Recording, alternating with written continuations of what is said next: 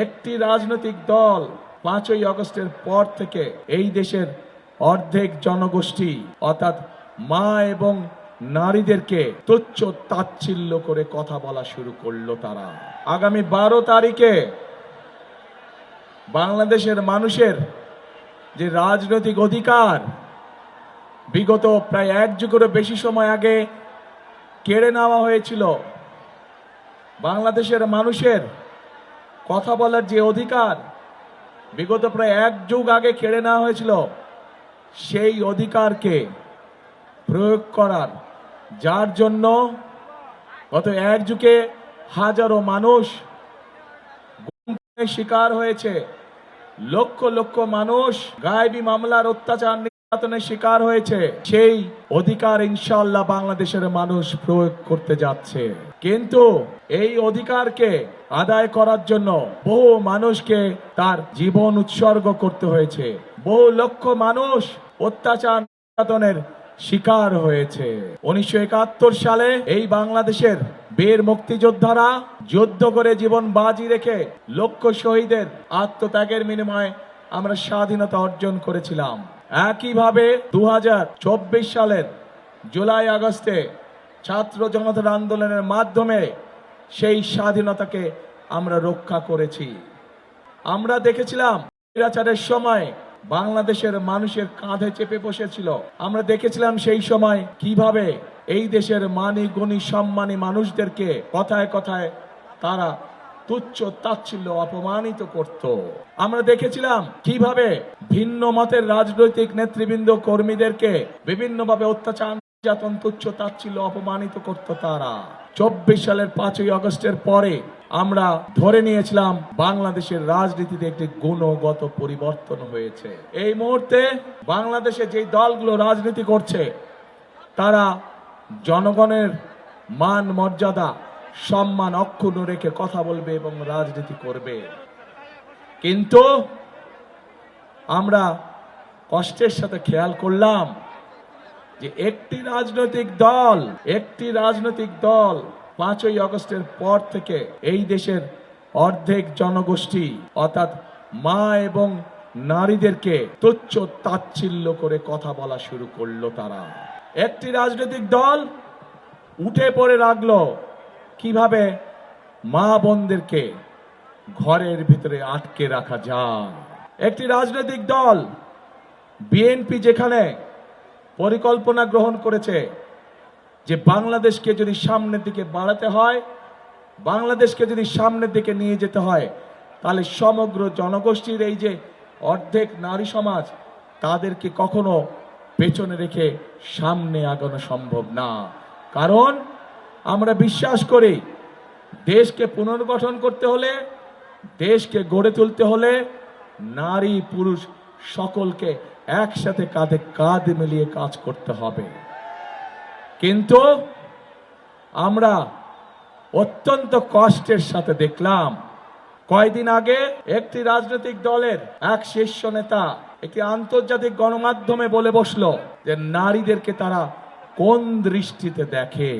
শুধু তাই নয়, গতকাল আমরা দেখলাম সেই রাজনৈতিক দলের নেতা বাংলাদেশের যে নারীরা, যে মায়েরা কর্মজীবী, সংসার চালানোর জন্য, সংসারকে ধরে রাখার জন্য, সংসারকে সুখে শান্তিতে রাখার জন্য যে লক্ষ কোটি মা বোনেরা বিভিন্ন জায়গায় কর্মসংস্থানে নিযুক্ত আছে, কর্মজীবী মায়েরা বোনেরা তাদেরকে কি ভাষা ব্যবহার করে কথা বলেছে। প্রিয় ভাই বোনেরা, আমাদের প্রিয় নবী করিম সাল্লাল্লাহু আলাইহি ওয়াসাল্লাম তার স্ত্রী বিবি খাদিজা, উনিও একজন কর্মজীবী মহিলা ছিলেন, উনিও ব্যবসা করতেন। প্রিয় ভাই বোনেরা, বদরের কাহিনী নিশ্চয়ই আপনাদের কম বেশি জানা আছে।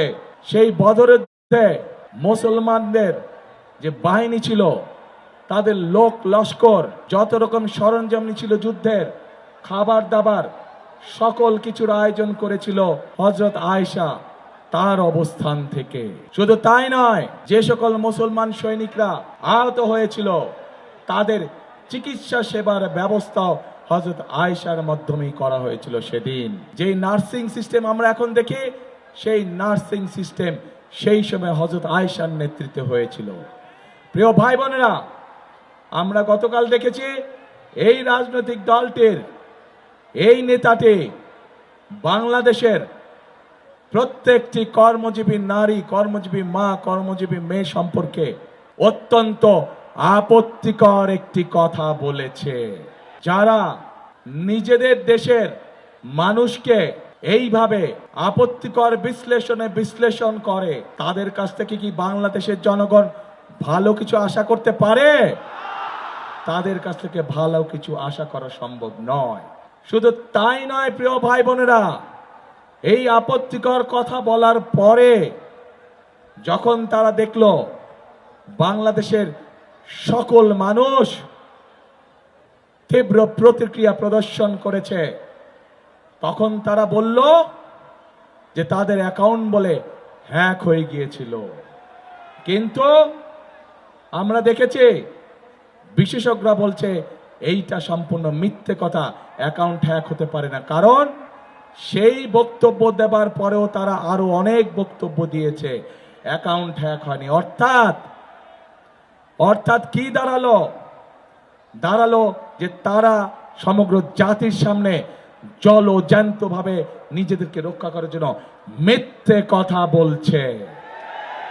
যারা জনগণের সামনে প্রকাশ্যে মিথ্যে কথা বলতে পারে, তারা আর যাই হোক জনগণের বন্ধু হতে পারে না।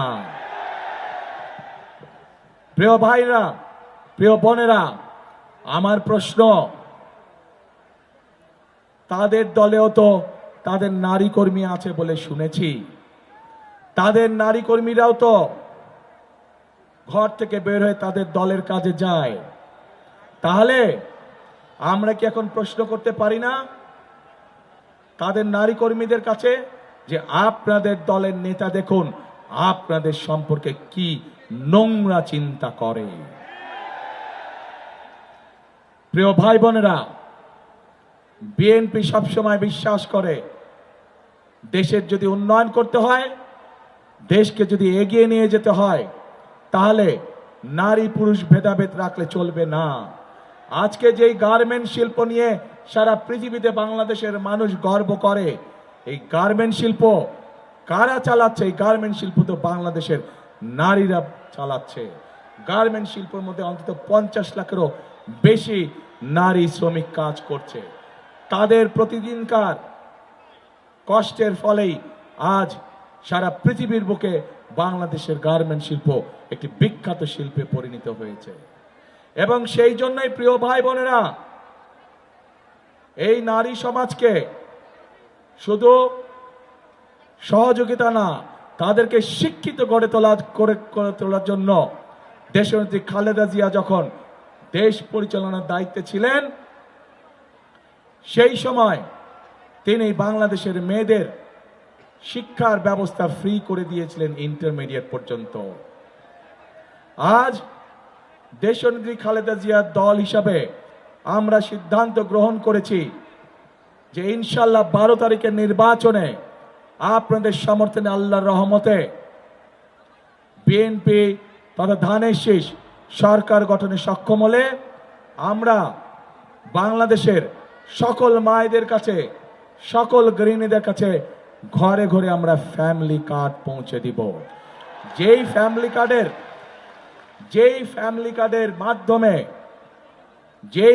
কার্ডের মাধ্যমে বাংলাদেশের প্রত্যেকটি পরিবারের গৃহিণী বা মা সরকারের পক্ষ থেকে প্রতি মাসে ন্যূনতম একটি সুযোগ বা সুবিধা পাবে। প্রিয় ভাই বোনেরা, কারণ আমরা বিশ্বাস করি যে আজকে পুরুষের পাশাপাশি যদি নারীরা স্বাবলম্বী হতে পারে অর্থনৈতিকভাবে, তাহলেই একমাত্র আমাদের এই বাংলাদেশকে এগিয়ে নিয়ে যাওয়া সম্ভব।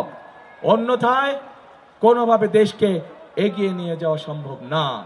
সেজন্যই আমরা বাংলাদেশের অর্ধেক জনগোষ্ঠীকে পেছনে রেখে আমরা আশা কোনোভাবেই করতে পারি না যে বাংলাদেশ উন্নতি করবে। বাংলাদেশ তখনই উন্নতি করবে যখন নারী পুরুষ কাঁধে কাঁধ মিলিয়ে একসাথে আমরা ইনশাল্লাহ কাজ করতে পারবো। প্রিয় ভাই বোনেরা, আজকে আমরা খেয়াল করলে দেখতে পাচ্ছি যে বিগত স্বৈরাচারের সময় যেভাবে এই দেশের মানুষের ভোটের অধিকারকে কেড়ে নেওয়া হয়েছিল, যেভাবে আমিডামি নির্বাচন করা হয়েছিল, যেভাবে নিশিরাতে নির্বাচন করা হয়েছিল, ওই যে যেই দলটির কথা বললাম, যারা নিজের দেশের সন্তানদেরকে, নিজের দেশের নারীদেরকে ঘরে আটকে রাখতে চায়, এরা এখন ষড়যন্ত্র শুরু করেছে কিভাবে নির্বাচনকে বাধাগ্রস্ত করা যায়। এরা এখন তাদের লোকজনকে মা বোনদের কাছে পাঠাচ্ছে এনআইডি নাম্বার নেওয়ার জন্য, বিকাশ নাম্বার নেওয়ার জন্য। এই খবর আছে আপনাদের কাছে? কাজেই তারা বলে সৎ লোকের শাসন কায়েম করবে। আরে ভাই, আপনাদের এই প্রস্তাবটাই তো সবচেয়ে বড় অসৎ প্রস্তাব। আপনারা অসৎ প্রস্তাব দিয়ে কাজ শুরু করে কিভাবে আপনারা মনে করেন যে আপনারা সৎ লোকের শাসন কায়েম করবেন? আপনারা সমগ্র জাতির সামনে মিথ্যে কথা বলেন যে আপনাদের অ্যাকাউন্ট হ্যাক হয়ে গিয়েছিল। বিশেষজ্ঞরা প্রমাণ করেছে আপনাদের অ্যাকাউন্ট কোনো হ্যাক ম্যাক কিচ্ছু হয় নাই। বাঁচার জন্য এখন আপনারা মিথ্যে কথা বলছেন। যারা নির্বাচনের আগেই জনগণের সাথে মিথ্যে কথা বলতে পারে, তারা নির্বাচনের পরে কি পরিমাণ মিথ্যে কথা বলতে পারে এটি আমাদের সহজেই বোধগম্য। প্রিয় ভাই বোনেরা, আজকে নির্বাচনকে বিতর্কিত করার জন্য, বাধাগ্রস্ত করার জন্য এরা উঠে পড়ে লেগেছে। সেই জন্য আজকে এখানে লাখো জনতার উপস্থিতিতে আপনাদেরকে এবং আপনাদের মাধ্যমে সকল মা বোন এবং সকল ভাই বোনদেরকে, আপনাদেরকে এবং আপনাদের মাধ্যমে আপনাদের এলাকার সকল মানুষের কাছে আমি একটি আহ্বান জানাতে চাই। আপনাদেরকে অত্যন্ত সতর্ক এবং সজাগ থাকতে হবে, যাতে কেউ ষড়যন্ত্র করে আপনার সেই ভোটের অধিকারকে কেড়ে নিতে না পারে। আবার প্রিয় ভাই বোনেরা, নতুন গল্প শুনছি, ইদানিং নতুন গল্প শুনছি যে এবার বলে ভোট গণনা করতে অনেক বেশি সময় লাগবে। প্রিয় ভাই বোনেরা, এই দেশের মানুষ হয়তো গত এক যুগ ভোট দিতে পারেনি, কিন্তু ভোট দেওয়ার যে অভিজ্ঞতা তাদের নাই তা না। 91 সালে ভোট দিয়েছে, 96 সালে ভোট দিয়েছে, 2001 সালে ভোট দিয়েছে। ভোট গণনা করতে কেমন সময় লাগে বাংলাদেশের মানুষের সেই ধারণা আছে। কাজেই যদি কেউ ভোট গণনা করতে দেরি হবে, এই উসিলা দিয়ে যদি কেউ কোনো সুযোগ নিতে চায়, প্রিয় ভাই বোনেরা, আপনাদেরকে তা প্রতিরোধ করতে হবে। পারবেন ইনশাআল্লাহ।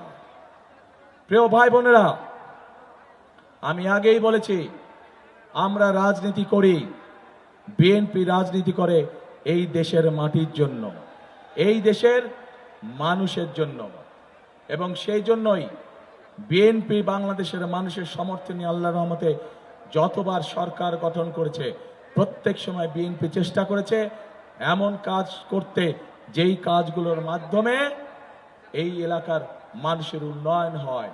স্কুল কলেজ তৈরি করা, রাস্তাঘাট তৈরি করা সহ কর্মসংস্থানের ব্যবস্থা করা। কিন্তু আমরা বিগত 15 বছর দেখেছি, বিগত 15 বছর আমরা দেখেছি কিভাবে দেশের মানুষকে তার এলাকার উন্নয়ন থেকে বঞ্চিত করা হয়েছে। প্রিয় ভাই বোনেরা, আজকে এই বৃহৎ অঞ্চল, এখানকার কৃষক ভাইদের জন্য সবচেয়ে বড় অন্যতম একটি সমস্যা হচ্ছে বিভিন্ন খাল ছিল, বিভিন্ন বিল ছিল, যেগুলা বন্ধ হয়ে গিয়েছে। আপনাদের নিশ্চয়ই মনে আছে একটি খাল প্রকল্পের কথা, উলসি খাল, মনে আছে? চিনেন? শহীদ রাষ্ট্রপতি জিয়াউর রহমানের সেই গেঞ্জি পরা ছবি নিশ্চয়ই এখনো অনেকের চোখের সামনে ভাসে। সেদিন উলসি খাল প্রকল্পের মাধ্যমে, উলসি খাল খনন করার মাধ্যমে শুধু উলসি খাল নয়, সারা বাংলাদেশে শহীদ রাষ্ট্রপতি জিয়াউর রহমান এরকম হাজার হাজার খাল খনন করেছিলেন, যার সুবিধা এই দেশের কৃষক ভাইরা, এই দেশের কৃষক ভাইরা পেয়েছে। এবং শুধু কৃষক ভাইরাই নয়, তার ফলে কৃষক ভাইদের ফসলের উৎপাদন দ্বিগুণ হওয়ার ফলে তার সুবিধা দেশের সাধারণ মানুষে পেয়েছে। প্রিয় ভাই বোনেরা, আমরা ইনশাআল্লাহ 12 তারিখে আপনাদের ভোটে নির্বাচিত হলে আমরা সরকার গঠন করার সাথে সাথে আমরা উলসি খাল সহ সারা বাংলাদেশে খাল খনন শুরু করতে চাই। আপনারা কি আছেন আমাদের সাথে খাল খননে? কারা কারা যাবেন আমাদের সাথে খাল খননে? ইনশাআল্লাহ আপনাদের সাথে খাল খননে আবার দেখা হবে। প্রিয় ভাই বোনেরা, এই এলাকায় শহীদ রাষ্ট্রপতি জিয়া রহমান আরেকটি প্রকল্প গ্রহণ করেছিলেন, জিকে প্রকল্প, জিকে প্রজেক্ট প্রকল্প। বিভিন্ন কারণে সেটি পরবর্তীতে বন্ধ হয়ে গিয়েছে। আমরা চাই ইনশাআল্লাহ আপনাদের সমর্থনে সরকার গঠন করলে সেই প্রকল্প আবার আমরা চালু করতে চাই। প্রিয় ভাই বোনেরা, একই সাথে আমরা সারা বাংলাদেশে মা বোনদের হাতে, গৃহিণীদের হাতে যেমন ফ্যামিলি কার্ড তুলে দিতে চাই, ঠিক একইভাবে আমরা সারা বাংলাদেশের সকল কৃষক ভাইয়ের হাতে কৃষি কার্ডও তুলে দিতে চাই।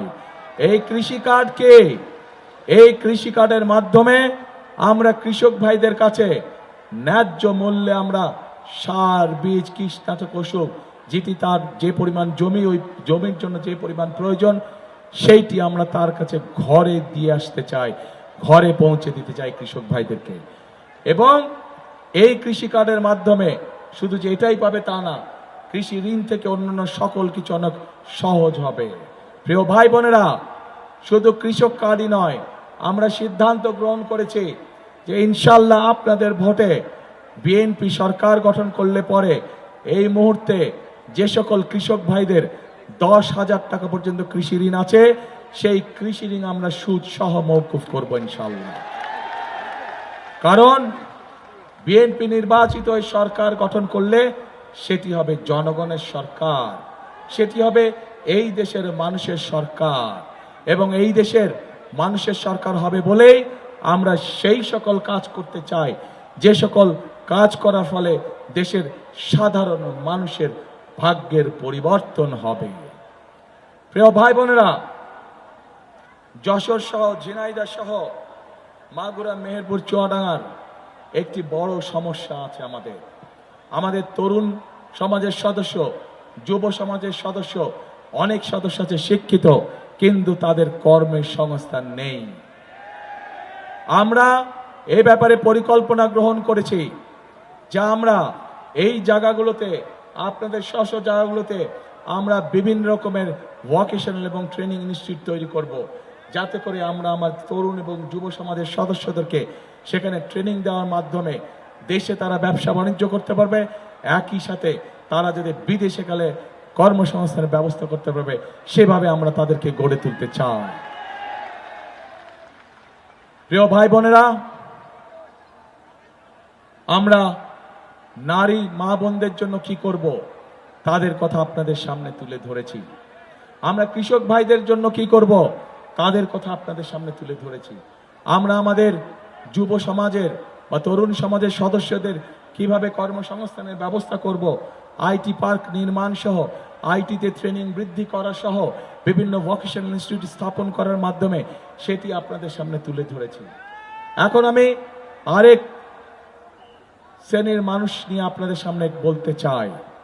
প্রিয় ভাই বোনেরা, আমাদের সমাজে এক শ্রেণীর মানুষ আছেন যারা অত্যন্ত সম্মানী মানুষ। এই মানুষগুলো আমাদের জীবন থেকে মৃত্যু পর্যন্ত তারা আমাদের সাথে সম্পর্কিত।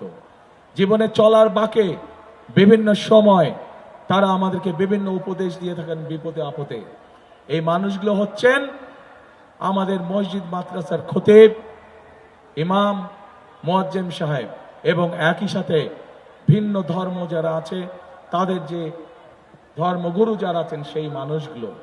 আমরা সিদ্ধান্ত গ্রহণ করেছি আপনাদের ভোটে ইনশাআল্লাহ 12 তারিখে আপনাদের ভোটে নির্বাচিত হলে পরে এই মানুষগুলোকে আমরা ধীরে ধীরে সরকারের পক্ষ থেকে সম্মানের ব্যবস্থা করব, যেন তারা একটি সম্মানজনক অবস্থায় জীবন যাপন করতে পারেন। প্রিয় ভাই বোনেরা, এই বাংলাদেশে 1971 সালে স্বাধীনতা যুদ্ধ হয়েছে। বিভিন্ন সময়ে আন্দোলন, গণতন্ত্র পুনরুদ্ধারের জন্য আন্দোলন সংগ্রাম হয়েছে।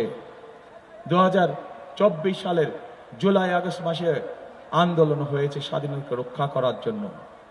সেই আন্দোলনের সময় আমরা কিন্তু কারো ধর্ম বর্ণ কোনো কিছু দেখিনি। রাজপথ দখলের সময় আমরা মুসলমান, হিন্দু, বৌদ্ধ, খ্রিস্টান সকল ধর্মের মানুষ মিলে যুদ্ধ করে এই দেশ স্বাধীন করেছি।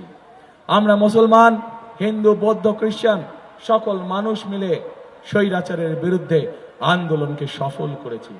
প্রিয় ভাই বোনেরা, আমরা বিএনপি, আমরা মুসলমান, হিন্দু, বৌদ্ধ, খ্রিস্টান সকল ধর্মের মানুষকে সাথে নিয়ে আগামী দিনে শান্তিতে বসবাস করতে চাই এবং আমরা সকলকে সাথে নিয়ে এই দেশকে সুন্দরভাবে গড়ে তুলতে চাই। এবং সেজন্যই যদি এই দেশকে সুন্দরভাবে গড়ে তুলতে হয়, তাহলে প্রিয় ভাই বোনেরা, এই দেশের যারা মালিক, অর্থাৎ আমরা যারা বিএনপি করে আমরা মনে প্রাণে বিশ্বাস করি, আমাদের সকল ক্ষমতার উৎস হচ্ছে জনগণ। এই দেশের মালিক কারা? কি ভাই, কারা? জনগণ। কাজেই মালিক যেহেতু জনগণ, কাজেই জনগণের যদি সমর্থন আমাদের পাশে থাকে, জনগণের যদি সমর্থন আমাদের সাথে থাকে, তাহলে আমরা আমাদের কাঙ্ক্ষিত বাংলাদেশ গড়ে তুলতে সক্ষম হব ইনশাআল্লাহ। প্রিয় ভাই বোনেরা, জনগণের সমর্থন হচ্ছে একটি রাজনৈতিক দলের জন্য সবচেয়ে বড় শক্তি। কাজেই আমরা বিশ্বাস করি জনগণের শক্তিতে এবং আমরা বাধ্য থাকি জনগণের কাছে জবাবদিহি করতে। এবং সেই জন্যই আমরা সকল সময় বলে থাকি জনগণই আমাদের সকল ক্ষমতার উৎস। প্রিয় ভাই বোনেরা, আমি এতক্ষণ বক্তব্যে আপনাদের সামনে আমাদের দলের কিভাবে আমরা দেশকে পুনর্গঠন করতে চাই, কিভাবে সামনের দিকে দেশকে এগিয়ে নিতে চাই, সেই কথাগুলো আপনাদের সামনে তুলে ধরলাম। এখানে যশোর জেলায় যেহেতু অনুষ্ঠানটি অনুষ্ঠিত হচ্ছে, যশোর জেলায় একটি খুব সুন্দর শিল্প আছে। সেই শিল্পটি হচ্ছে ফুল চাষ। এখানে বহু মানুষ আছেন যারা এই ফুল চাষের সাথে জড়িত। প্রিয় ভাই বোনেরা, এই ফুলকে আমরা দেশের সীমানার ভেতরে শুধু রাখতে চাই না, আমরা চাই সেভাবে এই শিল্পকে গড়ে তুলতে, যাতে করে এই শিল্প ইনশাল্লাহ আগামী দিনে গার্মেন্টসের জামা কাপড় যেমন এক্সপোর্ট হয়, আমরা এই ফুল শিল্পকেও পৃথিবীর অন্য দেশে এক্সপোর্ট করতে চাই। আজকে এই এলাকার আরেকটি শিল্প আছে। যদি আমরা এই শিল্পটিকে গড়ে তুলতে পারি, মানুষের যেরকম সমস্যার সমাধান হবে, একইভাবে কর্মসংস্থানের সুযোগ হবে এবং আমরা বহু পরিমাণ বৈদেশিক মুদ্রা অর্জন করতে, বৈদেশিক মুদ্রা সাশ্রয় করতে সক্ষম হব। কি সেটি? সেটি হচ্ছে আখ চাষ। আমরা দেখেছি এই এলাকায় প্রচুর আখ চাষ হয়, কিন্তু তারপরেও আমাদের চিনি কলগুলো বন্ধ হয়ে পড়ে থাকে। প্রিয় ভাই বোনেরা, আমরা এই চিনি কলগুলোকে আবার চালু করতে চাই। চিনি কলগুলো চালু করার মাধ্যমে আমরা যেমন কর্মসংস্থানের ব্যবস্থা করতে চাই, আমরা চাই দেশের বৈদেশিক মুদ্রাকে সাশ্রয় করতে, আমরা চাই এই দেশের মানুষ নিজের উৎপাদিত চিনি এই দেশেই ব্যবহার করতে যাতে সক্ষম হয়। প্রিয় ভাই বোনেরা, এভাবেই আমরা ধীরে ধীরে প্রত্যেকটি এলাকা, প্রত্যেকটি জেলা, সামগ্রিকভাবে সমগ্র বাংলাদেশকে আমরা পরিকল্পিতভাবে গড়ে তুলতে চাই, যার ফলে আমরা আমাদের প্রত্যাশিত বাংলাদেশকে গড়ে তুলতে সক্ষম হব। এখন প্রিয় ভাই বোনেরা, আপনাদের কাছে আমার একটি জিজ্ঞাসা, আপনাদের সকলের কাছে আমার একটি জিজ্ঞাসা। এতক্ষণ আমি আপনাদের সামনে আমাদের পরিকল্পনার কথাগুলো তুলে ধরলাম। আমরা দেশকে কিভাবে চিন্তা করছি সাজানোর জন্য, আমরা চিন্তা করছি দেশকে কিভাবে সুন্দরভাবে সামনের দিকে গড়ে তোলা যায়, আমরা চিন্তা করছি কিভাবে আমাদের মা বোনদেরকে অর্থনৈতিকভাবে, শুধু অর্থনৈতিকভাবে না, ফ্যামিলি কার্ডের মাধ্যমে অর্থনৈতিক এবং রাজনৈতিকভাবে স্বাবলম্বী করে গড়ে তোলার জন্য। আমরা চিন্তা করছি কিভাবে আমাদের কৃষক ভাইদের পাশে থেকে তাদেরকে অর্থনৈতিকভাবে স্বাবলম্বী করে গড়ে তোলার জন্য। আমরা চিন্তা করছি কিভাবে আমাদের তরুণ এবং যুব সমাজের সদস্যদের বিভিন্ন রকম কর্মসংস্থান তৈরি করার মাধ্যমে তাদেরকে এই বেকারত্বের অভিশাপ থেকে বের করে নিয়ে আসার জন্য আমরা চিন্তা করছি আমাদের ধর্মীয় সম্মানী ব্যক্তি যারা আছেন, সে যে ধর্মই হোক না কেন, তাদেরকে একটি সম্মানজনক যাতে জীবনযাপন করতে পারেন তার ব্যবস্থা করার জন্য, এবং একই সাথে এলাকার বিভিন্ন যে গুরুত্বপূর্ণ প্রকল্পগুলি আছে সেগুলো কিভাবে আমরা বাস্তবায়ন করব সেটিও কম বেশি আপনাদের সামনে তুলে ধরেছি প্রিয় ভাই বোনেরা। এখন আমার একটি জিজ্ঞাসা আছে প্রিয় ভাই বোনেরা, আপনাদের সকলকে জিজ্ঞাসা আছে, রেডি? জিজ্ঞেস করবো নাকি? করব? এতক্ষণ তো আমি আমার পরিকল্পনার কথা বললাম, কিন্তু এই যে এখানে 22 এখানে এই যে 22 জন দাঁড়ান তো, আপনারা একটু 22 জন শুধু প্রার্থী যারা তারা দাঁড়াবেন, একটু ধানের শীষটা উঁচু করে দাঁড়ান। এই যে 22 জন, প্রমাণ স্বরূপ এই যে 22 জন ব্যক্তি যার হাতে আপনারা ধানের শীষ দেখতে পাচ্ছেন, এতক্ষণ তো আমার পরিকল্পনা করছি, কিন্তু এই 22 জনকে নিয়ে আপনাদের পরিকল্পনাটা কে? আপনাদের পরিকল্পনা কে? কে আপনাদের পরিকল্পনা? ধানের শীষ না ধানের শীষ দিয়ে জেতানো এদেরকে? ধানের শীষ দিয়ে জেতানো। ধন্যবাদ, বসেন। এদের হাতে আমরা ধানের শীষ তুলে দিয়েছি। 12 তারিখ পর্যন্ত আপনারা এই 22 জনকে খেয়াল রাখবেন। ইনশাল্লাহ 12 তারিখে জিতলে বলে 13 তারিখ থেকে এরা খেয়াল রাখবে আপনার এলাকার উন্নয়ন, এরা খেয়াল রাখবে আপনার সমস্যার সবকিছু ইনশাল্লাহ। প্রিয় ভাই বোনরা, প্রিয় ভাই বোনরা, এই যে ভাই তোমরা স্লোগান দিচ্ছ, 1 মিনিট স্লোগান দিয়ে শক্তি শেষ করলে হবে না, এটা 12 তারিখে দেখাতে হবে।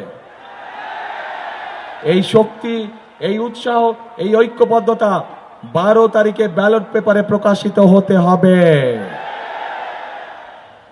এবং একই সাথে যারা দেশের মানুষের সামনে মিথ্যে কথা বলে, সকালে একটা বলে বিকালে আরেকটা বলে, এইভাবে মিথ্যে কথা বলে, যারা দেশের অর্ধেক মানুষকে অপমানিত করে,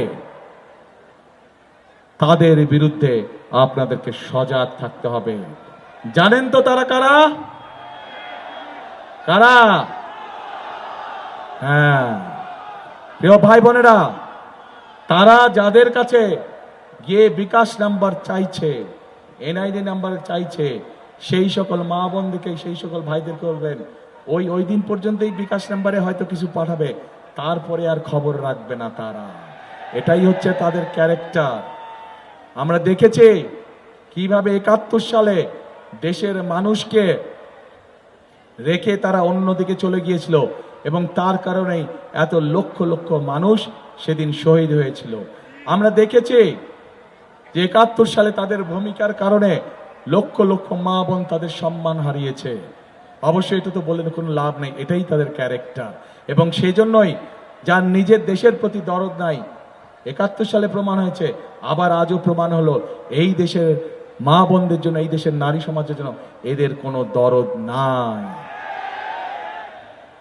কাজে প্রিয় ভাই বোনরা, আজ আমাদেরকে সতর্ক হতে হবে, আমাদেরকে সজাগ হতে হবে, চোখ কান খোলা রাখতে হবে যে ওইসব ষড়যন্ত্রীরা কোথায় কোথায় ষড়যন্ত্রের ওত পেতে বসে আছে। যেখানে ওত পেতে বসে থাকবে সেখানে আপনাকেও আপনার মতন করে জনগণকে সাথে নিয়ে ব্যবস্থা গড়ে তুলতে হবে, যাতে করে তাদের ষড়যন্ত্র কোনোভাবেই ফায়দা না পায়। আমরা কি বাংলাদেশকে আগামী দিন গড়ে তুলতে চাই? বাংলাদেশকে যদি আগামী দিন গড়ে তুলতে হয়, তাহলে একটি কাজ, একটি স্লোগান, করব কাজ, গড়ব দেশ। তারপরে সবার আগে বাংলাদেশ।